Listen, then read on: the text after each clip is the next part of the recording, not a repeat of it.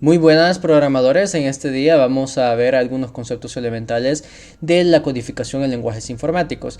Para ver este video no necesitas ningún conocimiento previo acerca de lo que vendría a ser el cómputo moderno, ni mucho menos la programación en sí misma. Te enseñaré algunos conceptos elementales que debes de manejar si tú quieres convertirte en programador profesional en algún momento de tu vida.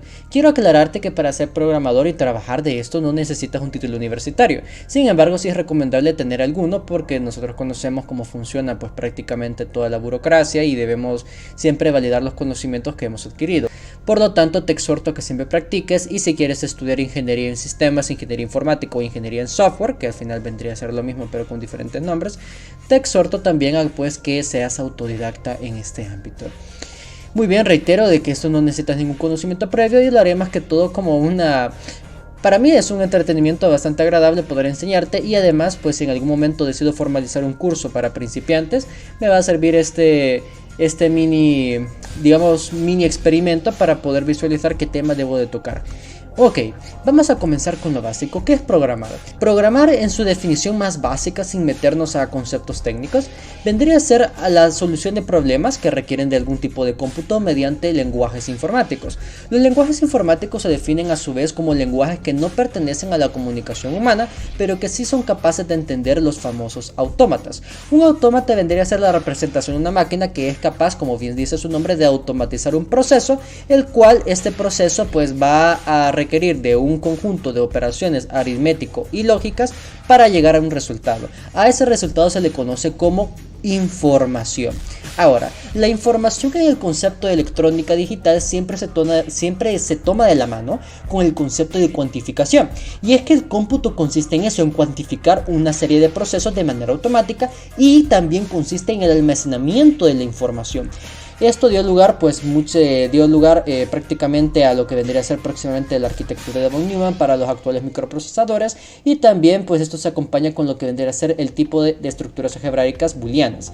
Pero esos son temas un poquito más técnicos. Mi intención es que tú entiendas que la programación es solucionar problemas que requieren de algún tipo de automatización de cómputo mediante lenguajes que no entendemos los humanos, pero sí entienden las computadoras o sistemas computacionales, es decir, sistemas digitales. Ojo, sistemas exclusivamente digitales. Y ese es un punto que tienes que entender, que los sistemas electrónicos se clasifican según su arquitectura de hardware en dos: en sistemas digitales y en sistemas analógicos. Los sistemas analógicos fueron anteriores a la arquitectura que propuso el matemático von Neumann, que prácticamente cuando decimos arquitectura de von Neumann nos referimos a las primeras unidades lógicas y sobre todo a las primeras unidades de procesamiento de datos que nacieron y que ahora en día han evolucionado a las actuales tecnologías multinúcleo de los microprocesadores y microcontroladores de los sistemas computacionales.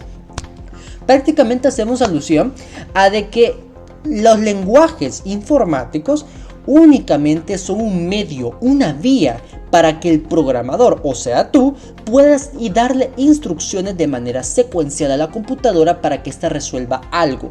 A eso le conocemos con el nombre de algoritmo. Un algoritmo, y aquí voy a meterme un poquito con conceptos matemáticos, un algoritmo en matemáticas vendría a ser una sucesión de pasos para poder llegar a la demostración de un teorema. Ahora bien, en programación, ¿cómo manejamos el concepto de algoritmo? En la matemática antigua, digamos en la matemática clásica, la matemática prácticamente se regía a través de lo que era la geometría analítica. La geometría daba solución a muchas incertidumbres matemáticas de la época, como por ejemplo la resolución de la ecuación cuadrática, la resolución de la ecuación cúbica. Sin embargo, nosotros los programadores no manejamos esos conceptos. Nosotros los programadores nos manejamos en el concepto propio del álgebra abstracta, y esto nace a partir de una visión en la cual se define algo llamado objetos matemáticos. Tú debes de entender que un programador, si bien sí maneja indiscretamente conceptos matemáticos, no los maneja como tal. En lo que quiero decir es de que la información, lo que tú le conoces como dato, se representa matemáticamente, tiene modelos matemáticos para representarse y que un autómata puede entender. Pero nosotros los programadores, ¿cómo manejamos esto? Nosotros los programadores realmente no es que seamos matemáticos expertos, sino que todo esto ya lo hace automáticamente el propio autómata, válgame la redundancia. Pero para nosotros poder verificar que el orden de paso de esas acciones intrínsecas sea lo suficientemente eficiente, es donde nacen los lenguajes de programación. Cuando tú estás manipulando datos, créeme que estás haciendo la manipulación de un montón de modelos matemáticos, pero eso a ti no te importa. Lo que te importa es únicamente establecer la interacción correcta entre estos modelos para que así dar lugar al mejor algoritmo posible ante cierta abstracción de requerimientos. Los requerimientos, imagínate tú que es prácticamente las partes más simples en las que se puede descomponer un problema complejo mediante el cual tienes que resolver con programación. En informática moderna existen diversos lenguajes de programación. Entre ellos podemos mencionar los lenguajes orientados a objetos, los lenguajes procedimentales o procedurales, los lenguajes, los lenguajes orientados a eventos, los lenguajes, por ejemplo, los metalenguajes como XAML. También podemos mencionar, aunque XAML no es un lenguaje de programación propiamente dicho, es un metalenguaje. También podemos mencionar, por ejemplo, los lenguajes funcionales como Haskell, como F#, etc. En este caso, yo para explicarte estos conceptos lo haré con dos lenguajes. Voy a mostrarte los dos lados principales en los cuales te puedes especializar como programador, siendo los lenguajes compilados un lado y siendo los lenguajes interpretados el otro. ¿Cuál es la diferencia? Perdónenme que aquí no estoy tocando mucho de código, pero es necesario que conozcas estos elementos básicos, estos conceptos básicos. Los lenguajes de programación tú tienes que entender que tienen su propia clasificación. Esta clasificación va en virtud de muchas cualidades, podríamos decirlo. Entre ellas está la propia interactividad que tiene el lenguaje con el sistema operativo del sistema computacional donde estés programando. Acuérdate que la computadora se divide en software y se divide en hardware. El software prácticamente vendría a ser lo que le conocemos como sistema operativo, que se corresponde a partir de una arquitectura de código implícita y lo que se corresponde de una GUI o una interfaz gráfica de usuario. Ahora bien, estos lenguajes de programación, ojo, ahí yo creo que ya se entiende el concepto, el lenguaje de programación, o sea, un lenguaje mediante el cual yo puedo programar, que no es propio del ser humano, pero que sí entiende la máquina. Se pueden clasificar según la interactividad con sistemas operativos en lenguajes compilados y en lenguajes interpretados. ¿Esto con qué quiero darme alusión? Prácticamente en lenguajes compilados tú tienes que indicarle a tu sistema operativo qué tipo de datos vas a implementar en tu algoritmo, porque esto va a determinar la interacción que pueden tener entre ellos. En cambio, en un lenguaje interpretado esto no es necesario.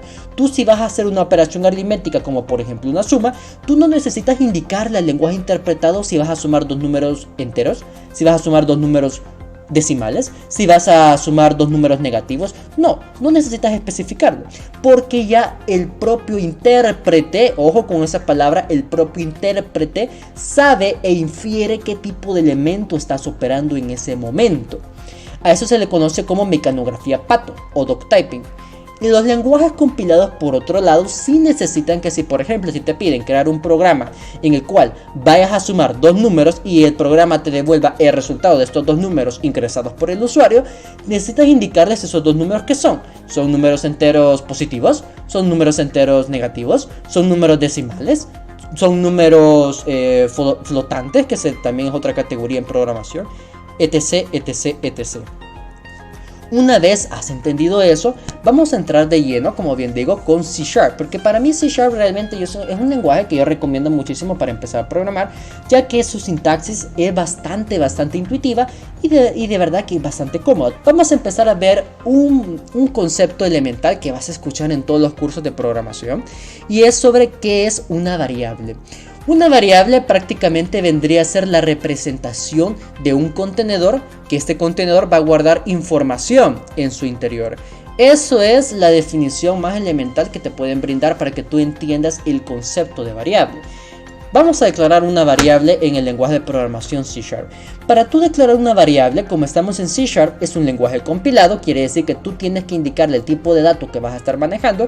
Le vamos a decir, vamos a crear un programa que mediante dos variables almacenemos dos números y el programa nos devuelva la suma de estos dos números. Vamos a tratarlo con números enteros porque es lo más sencillo para comenzar.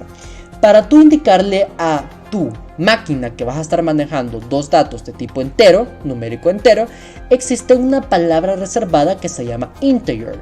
integer se abrevia con int. Estas son, digamos, podría verlo como el acrónimo de integer. Cuando tú pones int, le estás indicando que vas a declarar una variable de tipo numérico entero. Le vamos a poner a esta variable a. Va a ser igual a un valor en específico. En este caso pongámosle que va a ser igual a 23. Ok, vamos a declarar otra variable siempre de tipo entero. Y le vamos a poner que esta variable va a ser de, no sé, un valor como 55. Nótese que después de cada instrucción yo le coloco un punto y coma. Esto es esencial porque si tú no lo haces, lo que va a pasar es que te va a dar un error inevitable y simplemente no vas a poder ejecutar tu programa. Vamos a poner punto y coma y ahora vamos a crear una tercera variable a la cual le vamos a colocar total y va a ser igual a la sumatoria de A con B. Te pregunto yo, ¿qué valor crees que hay guardado en la variable total? Exactamente la suma de 23 con la suma de 55. Para imprimir esto total usamos un comando especial que se llama console. ¿Por qué console? Porque nos estamos refiriendo a la terminal de tu computadora. Punto para referirnos a qué queremos hacer con la terminal y en este caso le ponemos writeline. Para decirle a la consola que nos escriba algo. Ese algo va a ir dentro de estos paréntesis. Y aquí dentro de los paréntesis escribimos la variable total. Entonces hemos declarado una variable A, una variable B, le hemos asignado sus respectivos valores numéricos y declaramos una variable total para imprimir la suma de estos dos. Y ahora le decimos a la consola con la nomenclatura del punto que nos escriba en una línea, ojo, nótese aquí, esto es bien intuitivo, writeline, que nos escriba en una línea la variable total, o sea el valor que está almacenado en esta variable. Vamos a ejecutarlo con control F5 y nos daremos cuenta que nos da un hermoso 78. Nuestro programa funciona. Ahora, yo estoy usando actualmente un IDE que se llama un entorno de desarrollo integrado y esto te sirve para codificar. Es prácticamente un programa que te sirve para programar, por más redundante que suene eso. Tú puedes descargártelo ahí en internet, solo coloca Visual Studio Community 2022 y te aparecerá el enlace de descarga completamente gratuito desde Microsoft. Asegúrate que sea la página oficial de Microsoft para evitar ahí malos eventos con tu computador y con tu seguridad. Muy bien, aquí tenemos este ejemplo bastante sencillo. Ahora, la intención es que entiendas que realmente esta concepción de que estamos manejando variables es un poco incorrecta. Lo que estamos haciendo aquí realmente es algo llamado en programación que se le conoce como tipificación. La tipificación consiste en que tú vas a tomar, la tipificación realmente consiste en que tú vas a tomar elemento de tu realidad y te vas a abstraer de estos elementos y lo vas a representar mediante teoría de conjuntos. A este proceso, como bien digo, se le llama tipificación. Este es un tipo, imagínate tú que es un objeto abstracto, un objeto el cual goza de ciertas cualidades, ciertas características, o también conocidas como atributos, las cuales están regidas por la teoría de conjuntos. Siendo esto posible porque tanto mi variable A como mi variable B pertenecen al mismo conjunto. Por tanto, puedo yo hacer esta operación entre ambas, que prácticamente en teoría de conjuntos esto vendría a ser como que estuviéramos operando los elementos individuales. En este caso el elemento individual o el atributo de este conjunto A y este conjunto B sería 23 y en este otro sería 55. ¿Ok? Ahora bien, cuando yo te menciono esto, lo hago principalmente porque en lenguajes y en tecnología se tiene un concepto propio de qué es una variable. En este caso, a esto le vamos a llamar instancia. Instancia vendría a ser esto, esto y esto. Esto es el tipo, más esto es la instancia. Tú próximamente puedes hacer otra asignación a un valor. Puedes decir aquí, por ejemplo, A va a ser igual, por ejemplo, a 45. Vamos a cambiar el valor de esta variable. Y si volvemos a ejecutar, te darás cuenta que el valor original de 78 no se nos alteró. ¿Por qué? Porque estamos haciendo una nueva asignación de mi instancia A próximamente a que le indicamos que hiciera la sumatoria. Distinto fuera que yo acá, en vez de total, le dijera, mira, imprímeme de una vez la sumatoria de A con B. Vamos a borrar esto. Y ahora me imprimió 100 porque ahora el valor de la instancia A se actualizó a 45 y 45 más 55 me da un total de 100. Ese es el concepto de variables. Ahora, estas son también conocidas como variables primitivas. Son conocidas como variables primitivas porque se refieren a cantidades numéricas y aparte de eso porque son comunes en varios lenguajes de programación. Si tú quieres ver algo más complejo, porque las variables no son únicamente esto, también está el concepto de modelos de información. Y cuando decimos modelos de información nos referimos a la capacidad en que los programadores representamos mediante abstracciones los distintos tipos de datos codependientes entre sí a la hora de representar una entidad. El concepto de entidad en programación tú entiéndelo como un sinónimo de una abstracción. Cuando decimos el término abstracción, estoy remontándome al concepto propio de la álgebra abstracta, donde por ejemplo, para tú representar una estructura algebraica, tú pones que una estructura algebraica es una tupla donde vas a tener un conjunto y una serie de operaciones de leyes de composición relacionadas o vinculadas con ese conjunto, pero eso tú no lo representas mediante las operaciones en sí, lo representas mediante un símbolo, como por ejemplo podría ser teta, podría ser alfa, podría ser etcétera. Eso me refiero con abstracción, es una representación de un objeto matemático. Esa definición también aplica con los modelos de información. En este caso, un modelo de información, aquí yo sé que me estoy metiendo con conceptos un poco más complejos, pero únicamente lo hago con la intención de que tú sepas a qué te vas a enfrentar en tu vida como programador. Digamos que tienes que representar la información que te va a ingresar un usuario en un formulario. Para eso debes de crear un modelo de información. Claro, no es obligatorio que lo hagas, pero eso es una manera de abordar ese requerimiento. Entonces vamos a crear un modelo de información mediante la palabra reservada class, que va a definir una clase, y le vamos a colocar a esta clase usuario. Aquí lo que estamos haciendo es crear una abstracción de algo conocido como estado. Y este estado va a estar delimitado por unas llaves de apertura y cierre. A esto se le conoce como ámbito léxico. Entonces, el estado va a estar conformado por un conjunto de variables o un conjunto de datos primitivos que sean codependientes entre sí. Esto es la definición más simple, porque pueden haber también en el estado de una abstracción otra abstracción que puede ser recursiva o puede ser ajena al modelo de información en el cual estamos contenidos en este momento. Vamos a poner un ejemplo y imaginémonos qué información puede manejar un usuario. Un usuario puede manejar, por ejemplo, un nombre y puede manejar, por ejemplo, una contraseña. Entonces, para ello vamos a declarar aquí dos variables. Este es otro tipo de dato que manejamos usualmente los programadores, que es el famoso dato string. El dato string lo usamos para representar cadenas de caracteres bajo una codificación que se llama UTF. Eso es otro mambo, no me voy a meter con eso ahorita, pero prácticamente string sirve para que tú puedas representar en manera de variable o en manera de instancia, que es un concepto mejor, texto prácticamente. Es como que veas que un dato puede ser un texto, así de simple. Aquí vamos a poner a esto, le vamos a poner nombre. Y a continuación colocamos esto que se llaman descriptores de acceso. Los descriptores de acceso me sirven para que yo pueda dar ciertos permisos o ciertos privilegios al programador de manipular el valor contenido en esta instancia. En este caso estamos diciendo que el programador puede tanto consultar el valor que está contenido en mi instancia nombre y también puede manipular y modificar el valor que está contenido en mi instancia nombre. Vamos a colocar otra variable que le vamos a decir, por ejemplo, contraseña. Y lo mismo, le vamos a dar estos permisos de modificación y le vamos a dar un permiso de lectura. Muy bien, aquí tenemos nuestra abstracción para representar un usuario. Ahora bien, ¿cómo yo manipulo esto ya en el flujo de mi programa? ¿O cómo yo lo represento para poder darle valor a estos campos, se le denomina, o estos atributos, a esta instancia nombre y a esta instancia contraseña? Para ello, mediante la palabra reservada var, que quiere decir variable, le vamos a colocar un nombre a nuestra instancia o a nuestra variable, digamos la redundancia, como podría ser por ejemplo usuario. Y mediante la palabra reservada new ponemos el nombre de nuestra abstracción, paréntesis vacíos, punto y coma, y hemos creado una instancia del modelo de información usuario.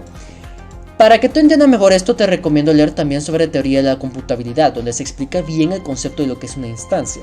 Ahora, el mambo de esto, o lo mejor de esto, es que tú puedes decir lo siguiente: usuario.nombre va a ser igual, por ejemplo, a mi nombre, y usuario.contraseña va a ser igual a, por ejemplo, 1, 2, 3, 4, 5. Y una vez nosotros queramos imprimir mediante el comando console.writeline lo que hay contenido en usuario.nombre, vamos a ver que nos va a imprimir algo y es el valor de Rodrigo. Esto es algo que lo conocemos como objeto, siendo un objeto una instancia individual que nace a partir del principio de abstracción de la información, donde tenemos un modelo de información y a partir de este modelo de información vamos a aplicar dicha abstracción. La programación orientada a objetos es bastante mal implementada con lo que vendría a ser otro paradigma de programación que se le denomina como paradigma funcional. Tú imagínate que cuando te digo la palabra paradigmas prácticamente son maneras de abordar requerimientos. ¿Por qué digo que mal implementada? Porque muchas veces implementamos este paradigma de orientación a objetos, es decir, abstracciones de un conjunto de variables primitivas codependientes o también llamadas estado de mal manera, porque a veces no es necesario hacer esto. La programación orientada a objetos tú la estarás implementando especialmente en arquitectura de software y la estarás manejando en algo llamado estructuras de datos, pero son temas más avanzados. Ahorita únicamente quiero que entiendas que los programadores también manejamos el concepto de abstracción. Claro, esto en el sentido matemático se representa de una manera, pero entonces los programadores tenemos nuestra forma de representarlo. Aquí estamos creando un modelo matemático, claro que sí, pero ese modelo matemático está, digamos, en una capa de entendimiento que a nosotros los programadores no nos interesa. Únicamente definimos el modelo, definimos la cardinalidad o definimos más bien dicho el concepto o el estado de este modelo y a continuación podemos manipularlo a nuestro antojo. Y bueno, ya quizás para finalizar te daré un consejo personal sobre cómo puedes mejorar como programador y realmente no te dejes intimidar por la carrera. Ciertamente la carrera de programación es una carrera hermosa, es una carrera muy apasionante y que te vas a estar enfrentando a muchos retos toda tu vida. Prácticamente retos a nivel de pensamiento. Y de aquí parte algo, y me voy a atrever a decirlo, de todos modos es mi opinión. Aquí parte el por qué mucha gente cree de que la programación es fácil. Tú vas a escuchar esto, mira, programar es fácil. Programar lo puede hacer cualquiera. Programar es algo muy sencillo. Eso ocurre por el mismo concepto que te estoy mencionando, que es el concepto de algoritmos. El hecho que una persona resuelva algo mediante una forma no quiere decir que lo está resolviendo de la mejor manera. Y es ahí donde nace el dicho de que sí, programar es fácil, pero ser el mejor es lo realmente difícil. Y créeme que las empresas no van a estar buscando al programador fácil, van a estar buscando al programador que mejor tenga el diseño de sus algoritmos y que mejor tenga el conocimiento de la tecnología a la cual se va a estar especializando. Porque aquí, al igual que en toda carrera, hay especializaciones y esas especializaciones también pueden variar según la tecnología que estés manejando a la hora de crear estos sistemas de abstracción de tipos para que un autómata pueda entenderlo. Como bien digo, hay prácticamente lenguajes compilados y hay lenguajes interpretados. Así que yo te recomiendo que tengas mucha creatividad, que es lo principal que debe tener un programador, mucha creatividad a la hora de resolver tus problemas, mucha perseverancia y sobre todo que esta carrera te guste en verdad, porque si no te gusta, créeme que vas a sufrir muchísimo. Mi nombre es Rodrigo Maya, espero que esta mini plática te haya gustado, hayas aprendido algo y si no, pues espero que te pongas a leer un poquito más acerca de todos los conceptos que he tocado para que en próximos videos entiendas mejor los conceptos que te voy a estar transmitiendo y sobre todo puedas adquirir mejor conocimiento con estos videos. Me despido aquí y siempre arriba y adelante, programadores.